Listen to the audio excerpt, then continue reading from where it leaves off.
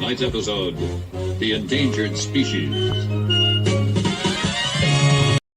GearWebsites.com is your source for firearms-based playing cards and books. We also have mugs, shirts, and posters with designs that we've made live. Of course, we have patches. Every Friday is Free Patch Friday. We appreciate your support. Thank you for shopping at GearWebsites.com. It's 11:59 at Radio Free America, and this is Uncle Sam with music and the truth until dawn. Right now, I got a few words for some of our brothers and sisters in the occupied zone. The chair is against the wall. The chair is against the wall. John has a long mustache. John has a long mustache. It's 12 o'clock, Americans, another day closer to victory. And for all of you out there on or behind the lines, this is your song.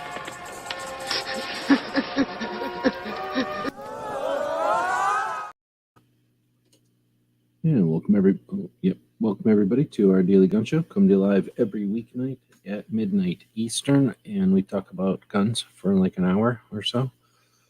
And each day we have a different focus. On Fridays, we take a look back at what happened in the week for or with our Second Amendment. Oh, I just noticed there's a little arrow on the screen. I'm trying to click it and it doesn't do anything. So we're going to bring up the screen here and screen share what we're looking at here. There we go. I'll hide behind that and we'll welcome everybody to the show. We do this live, and we do that because we appreciate the interactive nature of the internet. So we do appreciate the people that show up and are part of the show. I just dropped a link to our patch swap stuff over at the Gear website store. New thing we're doing. Got a bunch of different packages. You'll get a random one. And then on Sunday, everybody that grabbed one will get together and we can trade. Of course, you can trade other stuff. We'll kind of develop that. So for people that are interested in doing some patch trading and whatnot, supporting our projects through the Gear website store, take a jump over with that link. And we appreciate the people that do that. All right, so we're heading over to, I got the hiccups now. We're going over to our YouTube channel. And we got this video that we're in right now. We got that one on the screen right now. We're going to jump into it. And what we'll be doing in this video is taking a look at on the screen right now. So we'll be taking a look at the description of this video, essentially. However, we're going to be doing that in a different place because YouTube doesn't give us much options, doesn't give us much ability to put anything interesting here. So I guess first we'll mention that we do have a poll going, I thought. I don't know. I set the poll up. Wait, didn't I set a poll up? You're crazy. Anyway, I did get an alert there that people sent us, that Gizzard sent people over. So thanks, Gizzard, for that. Oh, Gizzard's just told us more about it. So Gizzard and his viewers are saying hello. So we'll drop a link to say thanks to that. All right, and then we'll start a poll here. How was this week for 2A? So if you're watching, how was this week for 2A? I gotta talk and type at the same time. It's tough. Great week for 2A. Good week. The table's getting clunky. Good week. We'll add a couple more options there for the plain old okay week, and then all the people that get paid by Biden.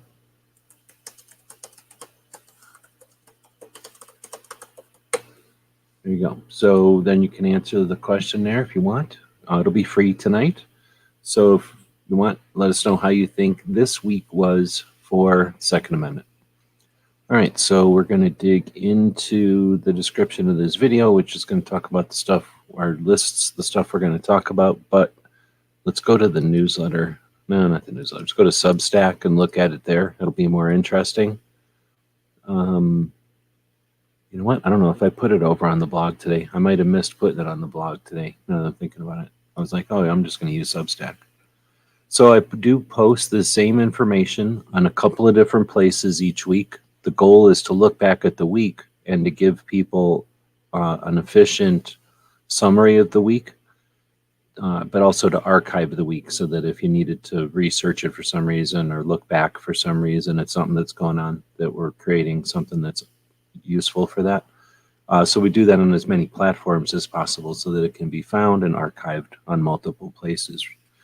Mostly what we're doing is we're putting down some dates and some events, archiving some things that have happened, maybe talking about a couple of things that are on the way, about to happen, and then a bunch of links to content that was created. We do our best to use content or to point to stuff that's not just here on YouTube or on any one platform in particular, but let's get into it. So, like I say, we're going to start at the Substack today. So this is one of the places that we post this information each week.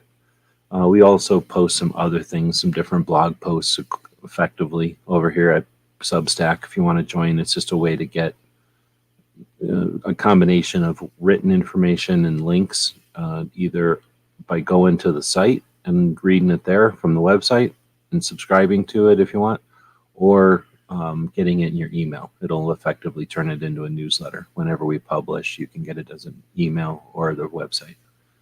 Anyway, and it gives it a little bit more something interesting to look at. It makes it a little easier to figure out what we're talking about because I can put some formatting in here.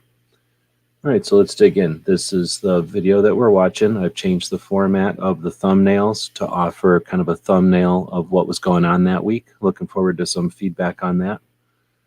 There's first thing is we're going to talk about is some of the calendar stuff that's happening, some stuff that's on the way. So this next week on the 4th, of course, we got Every Second Matters. I probably should have posted that somewhere. There's an awareness campaign. It's been going on since 2013. And there's not a lot of structure to it other than remembering to do something about Second Amendment awareness on the 2nd of the month. So people choose to do that or exercise that in different ways. And some of us have been doing that for quite a while. Some people jump in and participate for a while and then quit. It's a campaign. It's just an awareness thing. So it's on the 2nd of each month. This next month in November, it'll be on Wednesday.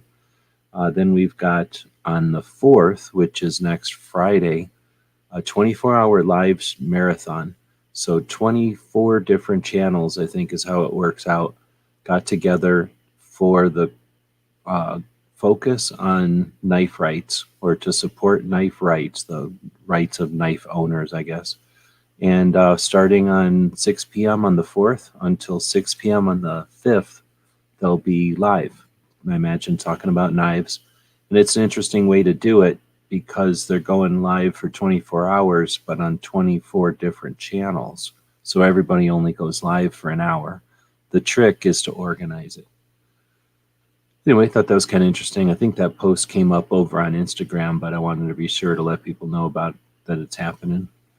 Then we've got the Wannemacher Gun Show. We did a whole show about that earlier this morning or last night, where I talked about the show and the experiences there for about an hour. And then there's lots of content out there. There's lots of people that have been going to Wannemacher Show as media. So there's been lots and lots of coverage of the show over the last few years. Gizzard, the host of the show prior to this one, attends Wannemacher on a regular basis. Snob and others that live around there go to it all the time as well. There's also the same weekend in Texas is the USCCA Expo. So the USCCA is a for-profit business that started out as a content creator and then a membership website that if you wanted to see, you got a taste of the content for free because the internet was slow and expensive back then. And then if you wanted to see the extent of the videos and the data, you would join a membership and then join the website, and then you'd have access to the rest of the data. It's changed over the years, and eventually they included concealed carry insurance as part of the perks of a membership, and then a magazine, and then, well, I think the magazine came first, and then the insurance. And then eventually with the internet and stuff, they started getting into other things, and then training, and now they've gone back to an emphasis on the insurance. Well, maybe not an emphasis, but they kind of go back and forth on their emphasis on the insurance. So each year they do a event, an industry exhibition, similar to what the NRA show does in every way, except that the NRA is a nonprofit organization that is a membership-based organization with 5 million members and a board of less than 75 people that are fairly corrupt and mess with everybody and make it all a pain in the ass. But it's a nonprofit organization with 5 million members, or some millions of members. The USCCA has 600 and something thousand members, but it's a profit organization. So you can go to their expo and listen to what they're going to tell you, but they don't. You're just being told what they're telling you. And then they have a bunch of manufacturers and mostly manufacturers, I guess, that bring their different things, and it's very similar to the NRA show. So, except that the difference is it's all concealed carry. So the NRA show might have hunting and competition shooting and something else.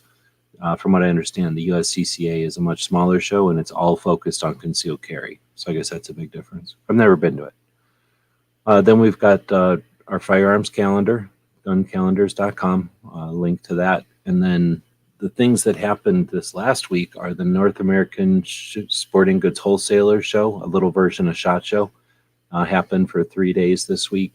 Let's see, where was it? In Georgia? No, where was it? Oh, no, it was in St. Louis. I forget where it was. It was somewhere. Then you had the anniversary this week, yesterday, day before yesterday. Day before yesterday. The Protection of Lawful Commerce in Arms Act, PLACA, which is under attack recently. So if you've heard about that thing in the law or in being debated recently in the last months, it started in 2005, and it was a reaction to companies being sued by individuals for the acts of criminals. Let's see, then we have our accidents and the acts of criminals. Then we have the Second is for Everyone, had a diversity shoot the other day also, the 26th. That one I think was in New Jersey, if I remember right.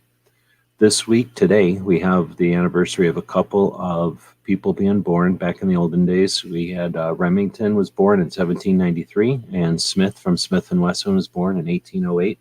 I noticed that the Smith & Wesson Instagram post or page did a pretty elaborate dedication to Smith. Thought that was pretty cool. Explained how they created the company, then they created the cartridge, and then they created the Smith & Wesson company, and then Smith basically sold it to Wesson and left. And I remember he ended up pretty much digging the rest of his life and then dying.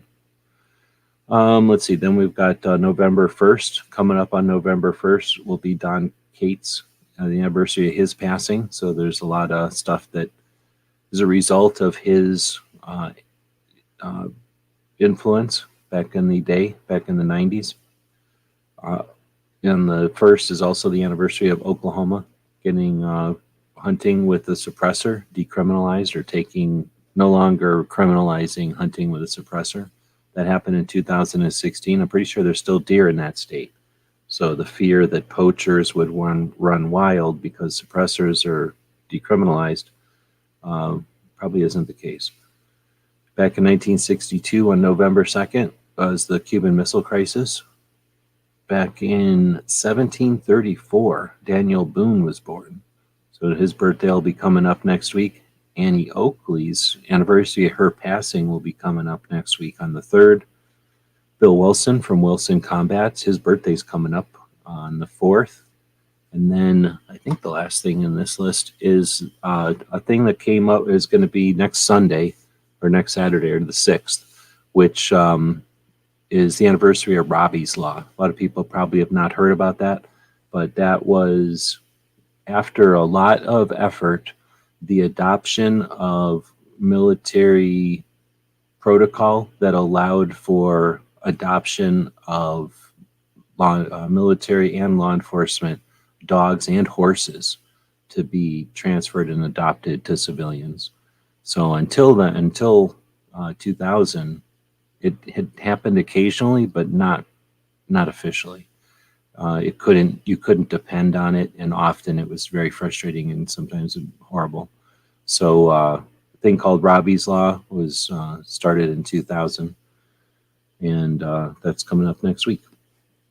Then we list that we post this over here on the newsletter, which is an email version of this. If you do want an email thing, you can go sign up for it. It's free, but it does cost me money to send them out. So if you don't sign up for the newsletter unless you really are interested in it. I mean, it's a fraction of a cent, but still it adds up. We're sending that to about 400 people or something like that each week, or this information to about 400 people each week. Let's see. Then we've got the couple of things that happened over here on Substack, and these are ones that are actually pretty interesting.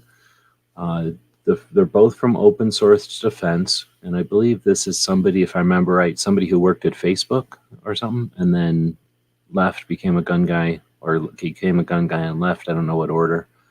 I think somebody did an interview with him recently. But either case, this is a blog, a person who does a blog, and they have a couple of interesting posts this week. First one is from their post number 192. And the idea is that at scale, in other words, at large scale, even very rare events are no longer rare, right? So when you've got 1 million people that you're talking about, the craziest things that only happen to 1 out of 1 million people happen, right? The craziest things that only happen to 1 out of 1,000 people happen constantly when you're talking about 1 million people.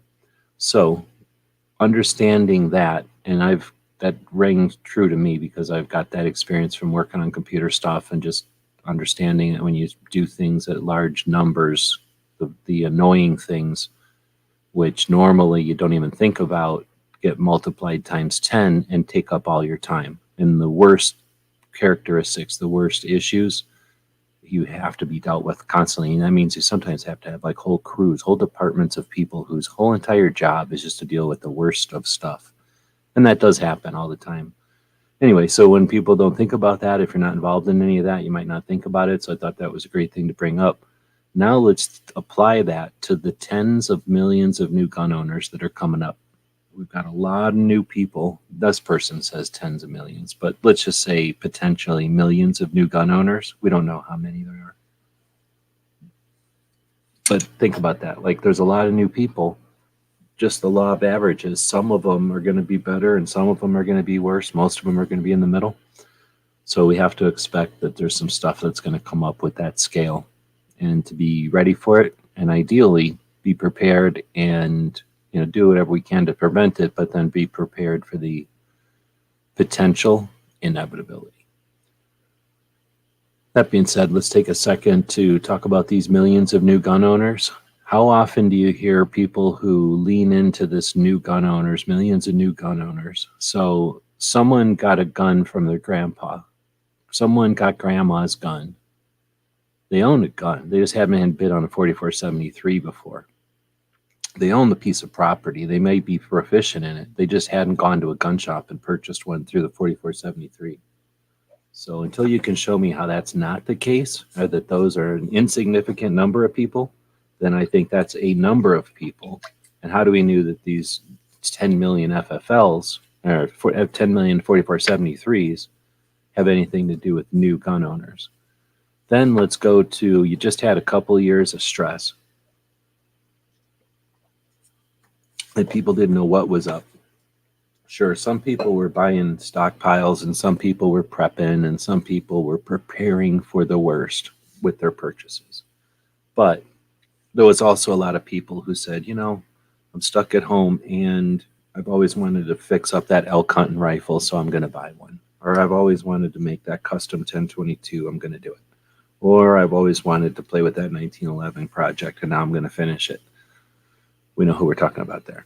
But, people are going to purchase frames. They're going to purchase receivers. They're going to purchase guns to be projects. They're going to get their kids involved, and now they got 3 kids. Their grandkids involved, and now they got 6 grandkids that each want a rifle. Well, let's buy them all each a rifle, right? So now that's 6 rifles going out. I guess that's 6 new gun owners, but is it really 6 new gun owners? It's a gun-owning family.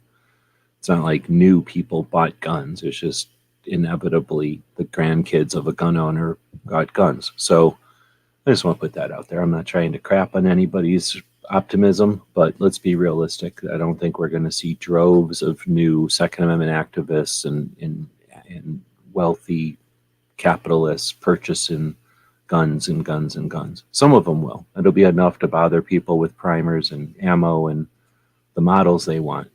But I don't think we have that many new. But that's all another topic, I guess. So next we get to another one, another article from Open Source Defense. The one before it, I guess, number 191. And in this one, they do a pretty interesting point of view or perspective on the concept that I've talked about or I've seen talked about on different things. So I'd have to open it up here to read all their examples. But the idea is that there's this shift, and that at some point a technology is new, and then at some point it's understood, and then at some point it's just part of the vernacular. So for example, it's the birthday of Smith. So Smith & Wesson created the first cartridge, the 22 short. The first time somebody took a primer and put a piece of shot in front of it, which is what it was. And now that's a self-contained cartridge, and that can be put into a bored-through cylinder, and that's what Smith & Wesson did. They made the first revolver with a bored-through cylinder. Colt made the first revolver effectively by locking the cylinder, where normally the revolvers that existed before that were kind of loose and kind of less good. His idea was to lock the cylinder in place with the mechanism as you pulled the hammer. So Colt made the first working revolver, but it was black powder. You had to put little priming caps on there, and you had to load each cylinder, and it was, procedure, and you got 6 shots and they could get wet and all that.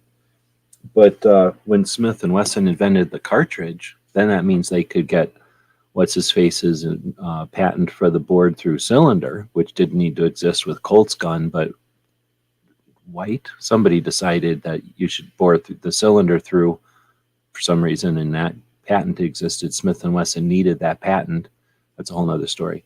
So you got that revolver. At some point, the revolver is the newfangled revolver. Okay, now Colt made the revolver and everybody understands it, but it's big and it's black powder and it's this and that. You have to, all the things I just said, right? It's annoying. But then Smith & Wesson makes a revolver that takes cartridges, and those cartridges are effective and they're efficient and they're inexpensive and they're way better. So now everybody gets one. Now everybody has a revolver. So that shift has been made. And this article is kind of talking about these different pieces of tech and how they've shifted. I guess I will open up the article. So thinking of this, how these things shift, they're saying that striker-fired poly handguns like Glocks have already gone past the shift. They're no longer new. They're just part of the vernacular. Nobody cares about them. Rimfire firearms, for the most part, he's saying, are no longer questionable or debatable. They just exist. Everybody understands that there are rimfire firearms. Full metal jacket, it might seem like these are big deals, but I don't know where rimfire firearms comes from, because that's a stupid one to come up with. But full metal jacket was at some point a debatable thing. Should you be putting copper around your lead? Is it worthwhile? Is it necessary? Is it good? And then it also says most software products and internet platforms. That's interesting, because that has nothing to do with guns, but it's true that, and for some of us that have lived through this stuff, there was a time when, what do you mean the internet? What's this internet all about? What do you mean a website? What's that all about? I'm on AOL or whatever, or I use my CompuServe. I don't know what you mean by a website. And then after a minute or two, it went from, what do you mean a website? I use the Facebook, right? Now all these things are kind of there and people can understand them, and they may not use them, but they know what they are. So it's interesting that all that stuff is post-shift. And then they go mid-shift is your ARs, and then your scopes with red dots and that kind of thing. Chest rigs, belts. I'm assuming he means, I don't know what that means, battle belts maybe, holsters. and suppressors. So I can understand all of these really. Maybe not ARs, but I guess I can understand ARs. I think ARs would be in this post shift, honestly. And I don't know where you'd put rimfire, why that's even in there. That should be ARs. But whatever, this person worked at Facebook, what do they know? And then you got pre-shift, and that's what this article is really about, because kids that are new have to like the newest stuff, right? And the newest stuff right now is Seen in the Dark. And who is it? EOTech dropped a new laser, an infrared laser that are making everybody drool. So they're talking about night vision like they do. And now they're worried about this new IR laser that everybody's going to be able to buy.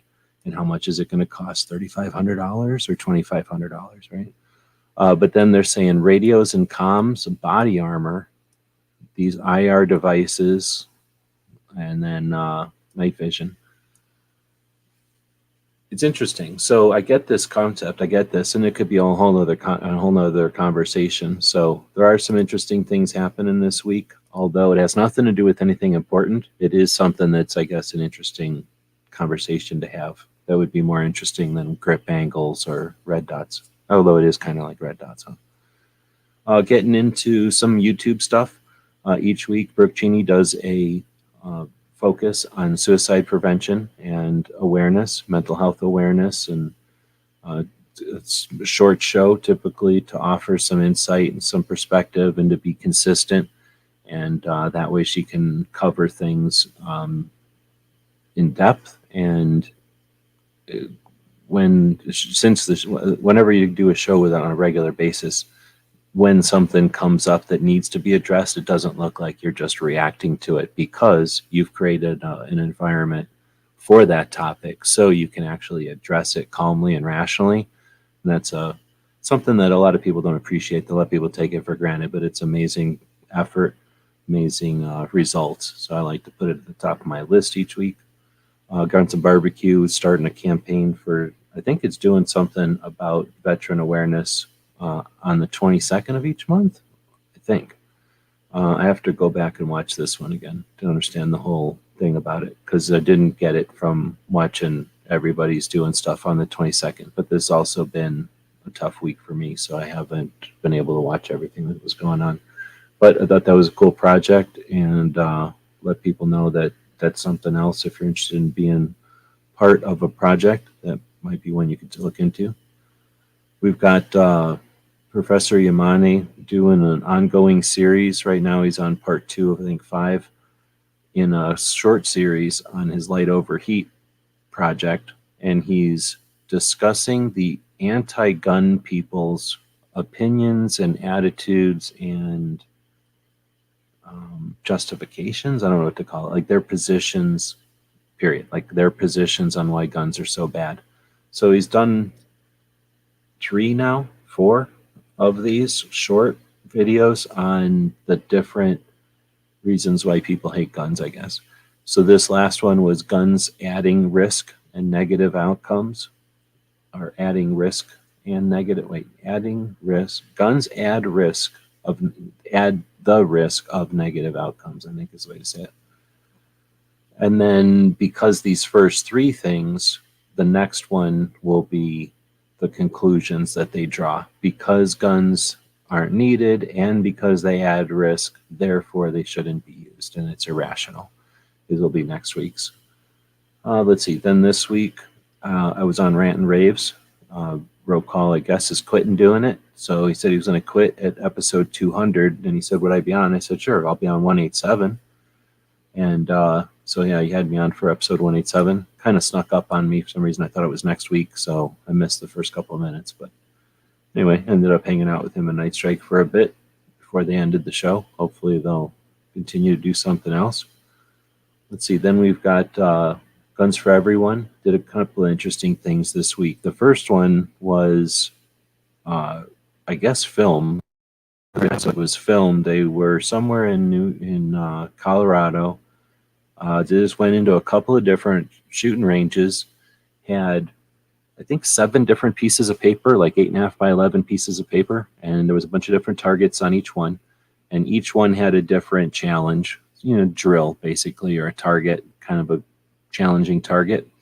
And what he was doing is he had the target sitting there at the counter when people walked in, or however it worked.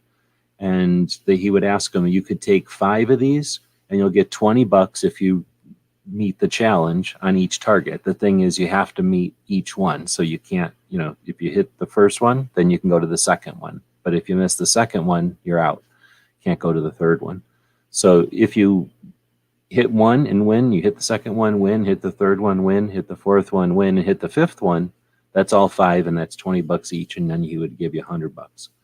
I thought that was pretty cool. I don't know, really, he didn't really explain it, I don't think, other than to be doing something interesting that's fun. He wasn't really trying to get anybody to say anything or do anything. He wasn't plugging his show. He wasn't like plugging any kind of an event. It wasn't to like raise money or like make an awareness or anything. It was just to have some fun, doing a stunt, do an event. So I thought that was pretty cool. And you can check that out. It's a fairly short video, but he kind of shows a couple of different people taking them up on it and how far along they went. Then there was a second chat. Again, he's down in Mexico right now, so I didn't even mention that, I guess. But Edgar had a conversation with Pincus and his co-host brother, and it was actually a pretty interesting conversation about internet marketing, internet strategies, and marketing strategies in 2022, specifically for the gun industry. And I guess you could apply it to, they'd every once in a while talk about like the marijuana industry, other industries that get scrutinized for their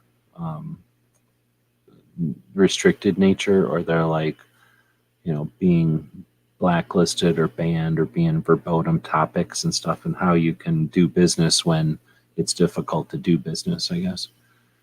Lots of interesting stuff actually in that one.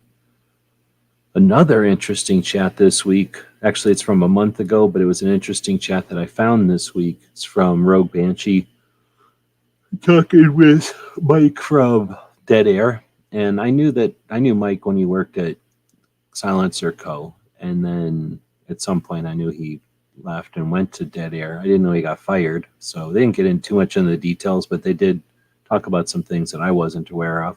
And then there was a lot of interesting stuff about suppressors in this episode. It's 2 hours long? It's not short, but it isn't super long. I would say it's worth listening to. Rogue Banshee asks a couple of good questions, and Mike goes on and on. I don't know. He might go on too long for some people, but to be honest, I had no idea about the way that suppressors work. In a nutshell, I always kind of assumed suppressors worked by slowing down expanding gases, because that's what you hear. And that's true to an extent, but that's not 100%. And the way that he explained it is if you have a butane torch and you light if you just open the valve on the torch, it's going to make some noise, but not that much noise. And then once you light it, it's going to make a lot of noise. It's going to be so loud sometimes that you have to shout over to be able to hear over it. And that's more of the indication of what's happening with a suppressor. It's not so much the expanding gases, it's the heat of the expanding gases. And the baffles do distribute the turbulence of the gases, but they're also doing that in order to reduce the heat. And then he went on to talk about that once you understand the principle that a suppressor is there to reduce the heat of the expanding gases, or the heat of the gases coming out the end of the muzzle, that you can't just put an endless size suppressor on there. Otherwise, it's the same as having no suppressor on there. It was really interesting stuff. And he wasn't trying to impress anybody with science words or concepts. He really was able to explain it really well. And I was listening. I was doing stuff while I was listening to that. So it was explained in a way that I was able to understand it while I was doing other stuff. So a great conversation. Like I say, it's not the shortest one, but it left you wanting more. Foss is doing a series with Barron on the amendments. It turns out there is a third and a fourth amendment. They covered them last weekend. Tomorrow night or Sunday morning, however you want to look at it, they'll be doing episode 49, and I think it's just the fifth. They'll just be pleading the fifth, maybe the sixth, I don't remember. Then we get into some of the stuff that we posted this week. We posted Krabby Turtle was in DC for the DC Projects rally, I guess. And it was supposed to be at the Capitol. It turned out to be here at the steps of the Congress, kind of half a mile away from where it was supposed to be. So Krabby Turtle got there a little bit late. I think we missed a few of the ladies at the beginning, but he held the camera and was there for the entire event. Someone, I guess, I don't know if anybody else was filming it or streaming it. I think Krabby Turtle was the only one streaming it. We went live and then put it up on our YouTube channel. Thanks to Krabby for that. But then I guess nobody else did. So some of the ladies had asked if they could use the video. And I said, yeah, of course. And then they asked how to chop the pieces out. So, of course, I just did it. I just mansplained how to do it. And then they didn't figure it out from my mansplaining. So I just went ahead and did it. So this one went up. And each Saturday or Friday, I forget, each week another one will go up. I think there's 6 that we ended up getting. Some of them are really, really good. Actually, they're all good, but some of them are really, really good. Some really interesting points of view. So hopefully people will dig those, and hopefully the ladies will be able to use them. Susan was saying she wanted to be able to have her own piece to be able to point to for whenever she's contacting people and doing her thing. So I'm like, heck yeah. So hopefully she'll know she can drag these things down, and we can give her copies without all the writing and stuff on it if she wants. But again, thanks to our Patreons, people that make it possible for us to do what we do. There's no branding on this other than DC Project. We didn't have to put our name on here. We're not desperate for views or nothing. And that's, again, thanks to the people that buy us a cup of coffee. Some of them buy us lunch once a month, and that accumulates to let us do what we're doing without having to put our name all over the DC Project stuff, and to be able to put their video on a channel with 169,000 subs, right? Hopefully getting some views and some reach. Well, look at this garbage. So here's somebody who's a coward saying something about cowardice or whatever. I'll just remove that. And then we can go over to Clover and I have been doing a series on Tuesdays with getting ready for SHOT Show, talking about different elements of the show, answering questions. This week we were talking about the range day. I think I listed the wrong one here. I think we were talking about range day, and I put the one up here for the week before, so I'll fix that. But yeah, we talked about range day, and well, I guess there's a lot to talk about with range day. We don't see eye to eye. Clover thinks of it a little bit differently than I do, but I really, really dig the range day. It's an interesting extract of the rest of SHOT Show. I mean, I think he appreciates range day and everything. I just think I think of it in a different way than he does. But anyway, so that was hopefully useful in the conversation that we have. So we'll be doing another one next Tuesday. And one of these Tuesdays, I'll remember to do talk to Clover about Matt's channel. Matt had asked us to take a look at his channel, both on Instagram and YouTube, I think. But he's had a couple of questions similar to what Clover would do on Thursdays back in the day when he was doing workshops. So I just keep forgetting to ask Clover on Tuesdays when we do the show.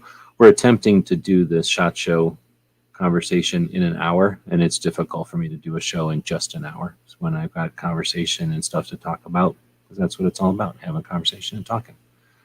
All right, so then we've got the patch panel battle. We had a patch panel battle that we set up 2 weeks ago, and then had the battle this last week. So thanks to everybody who participated in that. It was the first one. Hopefully it won't be the last one. We'll continue to hone the process and evolve that.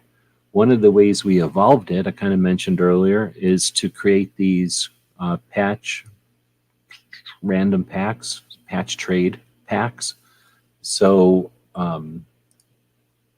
people who won the patch panel battle each get a pack or more, depending on what they won or how they won, what segment they won from. And then anybody who wants to go over to the Gear website store, I'll drop a link to it here. If you want to grab some of these are random patch packs. And then on Sunday, this Sunday, we'll go live and bust them open for folks, see what they got, and then have an opportunity to trade. And we're going to try to incorporate, try to make that a bigger trading opportunity even than that. So depending on how everything goes, let's see what it's today. I guess today's Friday and I didn't get anything in the mail, but depending on how things go, we'll have all kinds of interesting stuff to add to this whole mix. And depending on how we can figure it out, a lot of this stuff I don't prepare ahead of time. We just go live and figure it out on as we're figuring it out. We'll incorporate the patch buyback, where we'll together as a community, because it takes a community to raise a patch addict, right? So as a community, we'll take a bunch of extra patches and whatnot, and we'll put them in a pile and then distribute those to young patch people who don't yet have patch collections. We can't afford them. And then get people started with patch addiction in a positive way. So I know a lot of people buy patches to support projects or to support individuals or campaigns or whatever it happens to be that the patch is being used to raise funds for. And then if people don't have a place to put them or don't enjoy having a patch panel to look at or whatever, then they just end up sitting in a drawer in a bag or something. They have value, so you're not going to just throw them away. You remember them from something. You bought them for a reason, but you don't necessarily put them up as a patch panel. And a lot of times people buy duplicates or have duplicates, and in those cases, we're going to try to create a way for people to share in the interest and just kind of move those patches around to people who might be interested in them, but like I say, can't afford them yet because they're little kids or something. We came up with that in an off-air chat, I think, a couple of weeks back, maybe a month ago at this point. And with everything, all the weekend events that happened, and then we're about to start hitting a bunch of Halloween and everything, we'll be throwing everybody's schedule around too. But it's just been hard to schedule that in on a Sunday. So I'm trying to incorporate it into the patch swap and continue that. I don't know if that's goodwill, because we're literally making new patch addicts, which, it's an evil. It's just maybe not necessarily a charity. So, but if anybody's interested in participating in that, you're all welcome. Join us on Sunday. We got that all set up. At this point, everybody's just being boring out there. I do appreciate we had some conversation a little bit earlier. Got a government troll in there. That's always interesting. G.I. Joel. We got some actual things in here.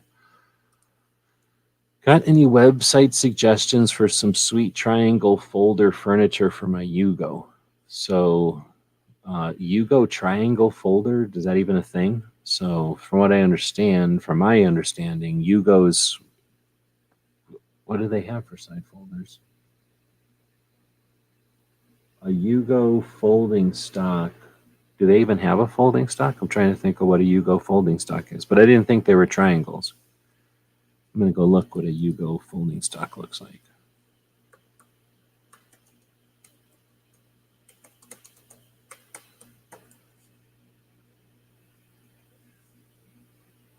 Ugh. Oh, is it this? This would be awesome. So let's go over here. If it's this is a Bulgarian, isn't it? A Yugo ace? Oh, it's an ace. So an ace is molded after something else. Yeah, I don't know of, or no, you had underfolders. Yugos had underfolders. That's why I couldn't think of what a Yugo looks like as a side folder. Most Yugos had this underfolder, and I can understand people not liking underfolders. So that means you got a fixed stocked one. You're going to put a triangle side folder.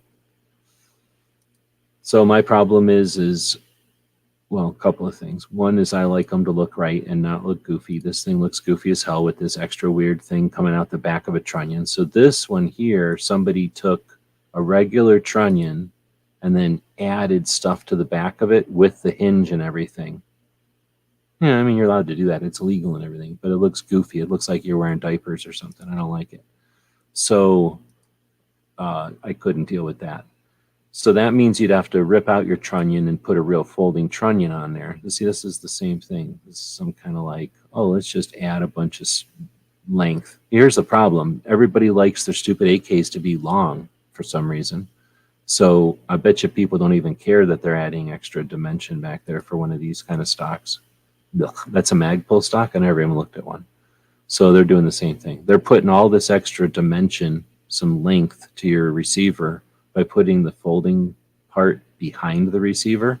That's weak. That's super fake. I would never do that. So you'd have to replace the trunnion. And in order to replace the trunnion, you're cutting it up in a crazy way. You're going to have to have a really good gunsmith. And then you have to have a place for it to attach to. I'm guessing this Magpul one, since it's effectively an aftermarket add-on, similar to this SKS stock. Is there a difference between this SKS stock and this? No. Those must have some kind of a closing mechanism integrated into the hinge, but in real life, the hinge is just a hinge and the thing stays closed on a triangle side folder with a hole you bore in the front of your receiver, and then have a little goofy thing that comes out and notches into it, and it's a pain in the ass and it's super weird and delicate kind of. So triangle side folders ain't all that great. They're delicate for a number of reasons. But how are you going to do that with the bulge on your Yugo?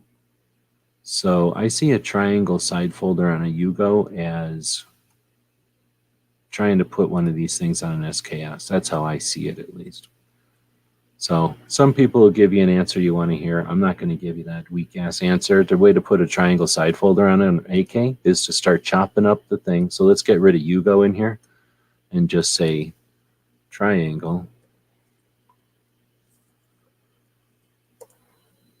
folding stock.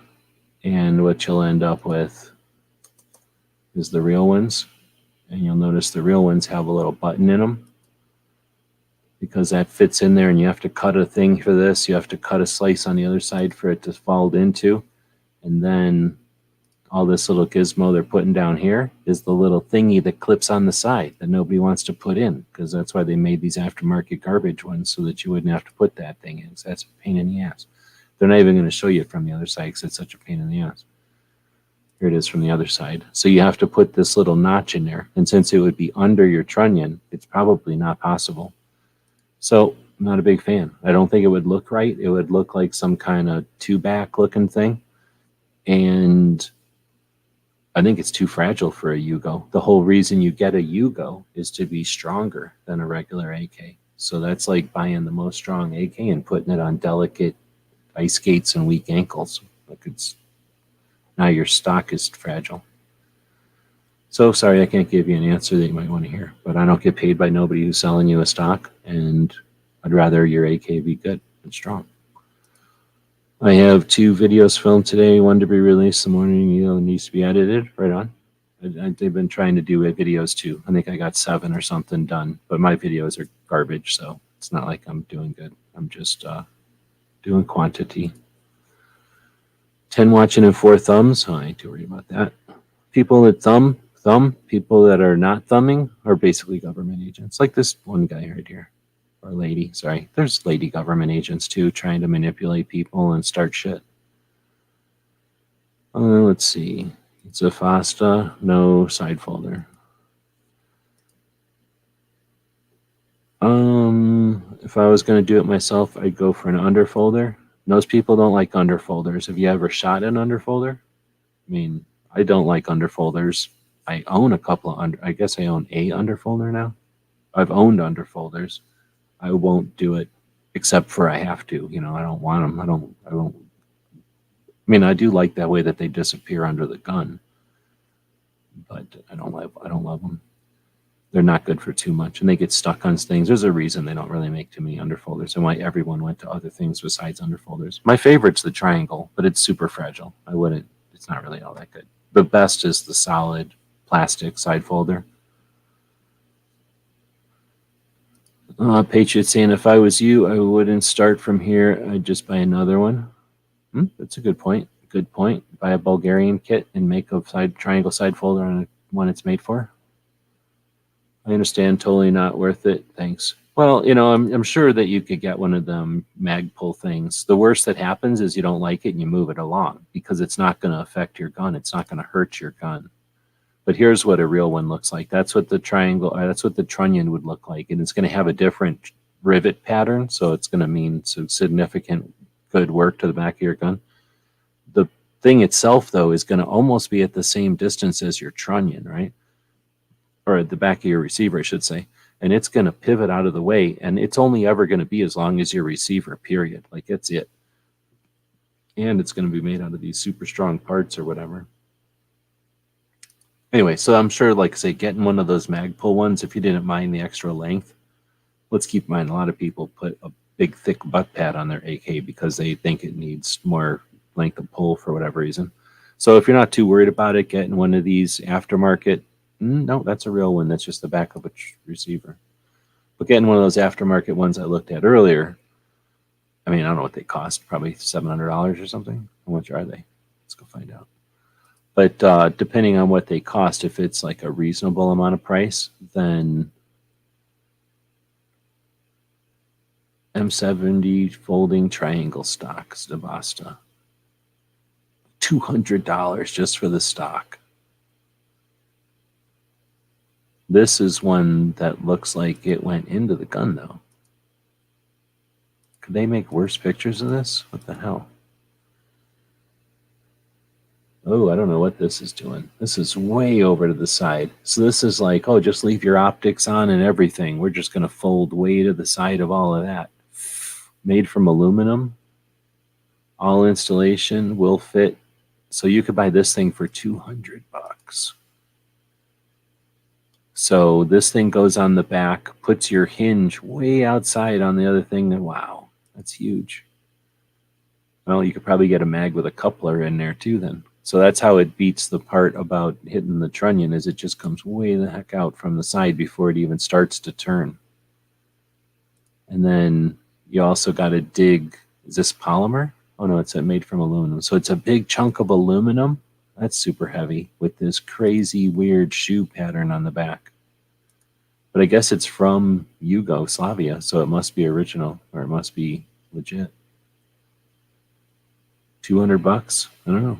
But I was going to say, even if you paid the $200, then you don't like it, then you just move it along because you've just bought it and you paid for shipping. You probably get your $200 back from it. But thanks for the question. I don't normally answer those kind of things because we're really talking about Second Amendment stuff in here. But I was bored and we didn't really hit an hour. So, yep, I won't normally answer those kind of questions. Let's see. Not in this chat, at least. Looks like Joel already left anyway. Well, let's see. Woods is saying underfolder looks good, but unpractical. Yeah, man, I hate to say unpractical because they really can be super practical depending. You know, as a truck gun, they're perfect. It's like a gun you're going to carry all the dang time. They're perfect. If you think of it as like a pistol that every once in a while you want to extend a stock on, they're perfect. If you think of it as a rifle that you want to fold the stock on, they're the worst. That's probably the way to say it. But if you think of it as a small carbine that every once in a while you want to stock, like an Uzi or like a Mac-10, that's where they shine. All right, well, that's the show. We'll get it within about an hour. My goal is to make this about a half an hour with this format. Probably spend less time talking about AK mags and stuff, or AK stocks, I guess, in future shows. And maybe less time talking about the patch swap, or maybe more time talking about the patch swap. We'll see. Anyway, that was the show. That was taking a look at the content this week, or the review this week over on Substack. You can also get it in your email. If you're so inclined, you can also listen to the video like you're listening to right now. We'll take the audio from this and turn it into a podcast and put that on the podcast platforms. We'll take this video once it renders and put it over on guntube.org, a decent Second Amendment focused video hosting platform by gun owners for gun owners. We'll also put it on UGETube, another freedom focused platform for hosting, gunstreamer.com, a couple of other places as well that are video hosting platforms. And if you're listening or watching on one of those platforms, leave us some feedback. It lets the mechanisms know that there's people watching them. It lets us, the humans, know that there's people on them. And it also lets us determine which ones it's worth spending our time on. There's a lot of these platforms, and while they don't take that much time, they all take some amount of time. Some of them are, you put it in here and it goes to 12 of them kind of thing. But some of them you have to go do a separate thing to get it over there. And if we don't get any feedback, guess which ones get pulled off the pile. So if you're listening to this and it's worth listening to and you'd like us to keep posting it wherever it is we're posting it, definitely give us some feedback. If you heard something that you disagree with or that you agree with and you'd like to add something to it, leave a comment.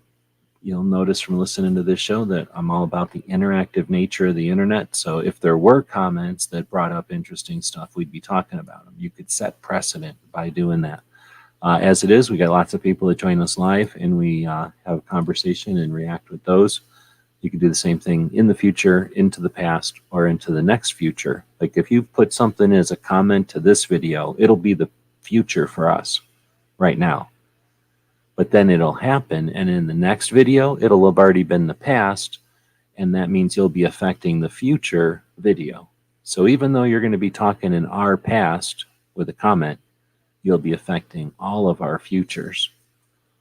With that, have a good night. Thanks everybody for joining us. Travis is live in the morning. Polite Society does their weekly bullet. We do the Ask Gun questions in the midday. G23, who is right here, does his conversation, his chat in the afternoon. Brooke Cheney will have Suicide Prevention Saturday. And then, is there something else I'm missing? I know that the overnight we'll be doing the focus on the Bill of Rights. I feel like I'm missing a show in the middle of all that somewhere. All right, with that, thanks, Patriot, for throwing that out there. Got some more stuff heading to Patriot.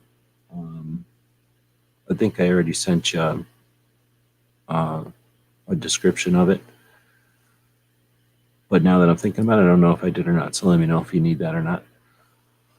With that, we're ending it, and we'll still be just within an hour. If you want to link to the after chat, let me know. Otherwise, check those out over on the Patreons or the YouTubes.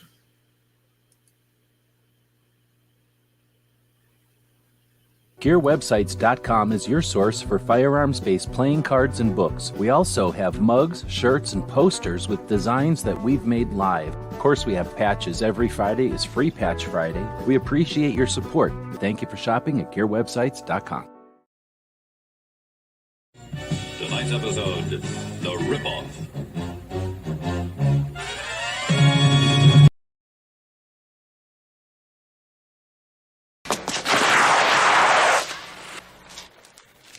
Shit.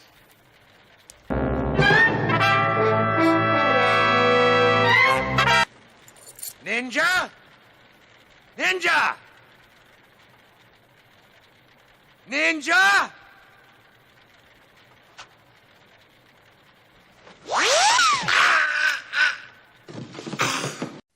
It's 11:59 at Radio Free America, and this is Uncle Sam.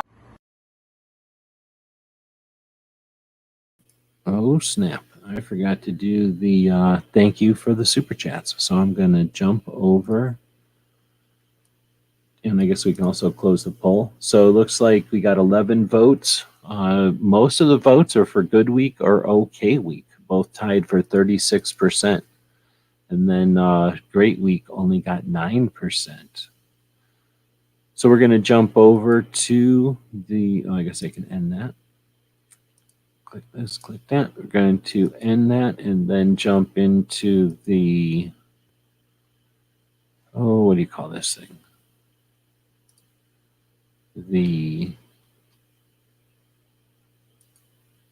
control panel? I don't know what they call it anymore. And then head over to the super chats. There we go. Go over to see all of them. And it's the end of the month. So we've got 1, 2, 3, 4, 5, 6, 7 super chats. Thank you very much. We will, I guess we can open this back up again.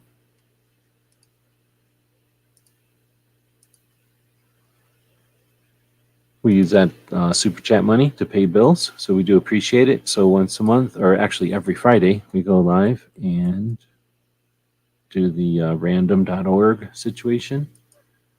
And what did I just say? 7? 1, 2, 3, 4, 5, 6, 7. No, what? 1, 2, 3, 4, 5, 7, 8. 8. So Ghost is 1. Oh, and Ghost is number 8. That's ironic.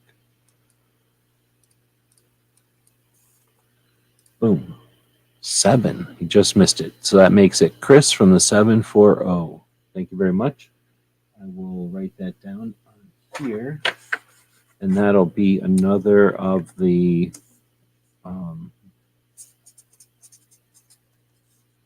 super chat.